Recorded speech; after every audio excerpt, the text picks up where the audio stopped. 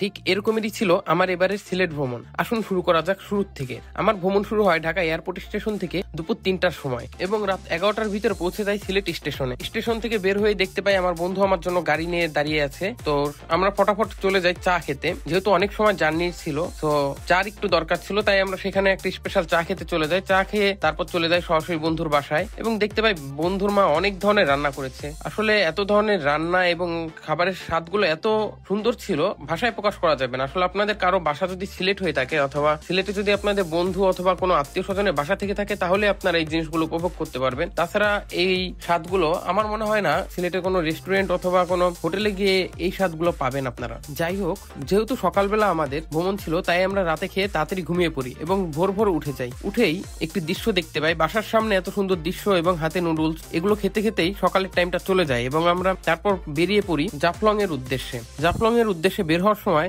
আমরা পথে অনেক সুন্দর সুন্দর দৃশ্য দেখতে পাই।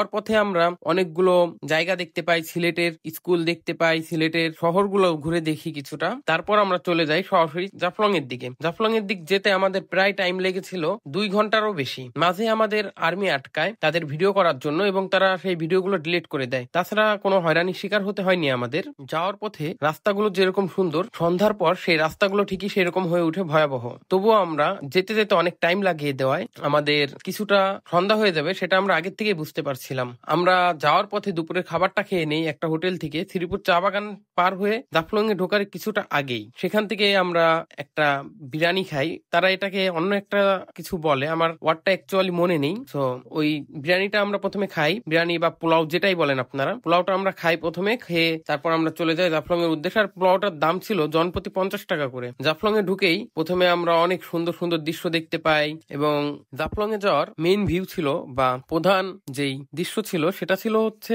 মায়াবী ঝর্ণা। আমাদের কাছে আমরা মায়াবী ঝর্ণা দেখতেই মূলত জাফলং এ যাই, তাই আমরা আর দেরি না করে জাফলং এ পৌঁছানোর সাথে সাথে আমরা বোট ভাড়া করে চলে যাই মায়াবী ঝর্ণার দিকে। সেখানে জনপ্রতি ভাড়া ছিল 100 টাকা করে। মায়াবী ঝর্ণার ওই সাইডে পৌঁছাতেই আমরা হাঁটতে শুরু করি মায়াবী ঝর্ণার উদ্দেশ্যে এবং যেই দেখতে পাই মায়াবী ঝর্ণা, সেখানে অনেক পর্যটক ছিল এবং আমরা যতটুকু বুঝতে পারছিলাম যে আমরা এই হয়তো সবার শেষে এসেছি এখানে, আর যত দর্শনার্থীরা ছিল তারা অনেক আগের থেকে এখানে এসেছে। তারপর আমরা সময় নষ্ট না করে নেমে পড়ি ঝর্ণার ভিতরে এবং গোসল করতে থাকি এবং গোসল করতে করতে আমাদের অনেকটা সন্ধ্যা হয়ে যায়। এই কারণে আমরা সবার শেষে ওখান থেকে ব্যাক করি। তো সন্ধ্যার সময় রাস্তাগুলো যেরকম ছিল ভয়াবহ, সেরকম আমাদের সাথে যেই বোটগুলো আমাদেরকে নিয়ে এসেছে সেই বোটগুলো আমাদের সাথে কিছুটা তর্ক বিতর্ক করতেছিল। তো আমরাও তাদের সাথে বার্গেনিং করেই তারপর আমরা চলে আসি এক্সট্রা কোনো টাকা না দিয়েই। এবং যাওয়ার পথে রাস্তাগুলো ছিল অনেক ভয়াবহ। তো জাফলং এ যারা আসেন নাকি জন্য কিছুটা সাবধানতার সাথে আসবেন এবং দিন থাকতে থাকতে চলে আসার চেষ্টা করবেন।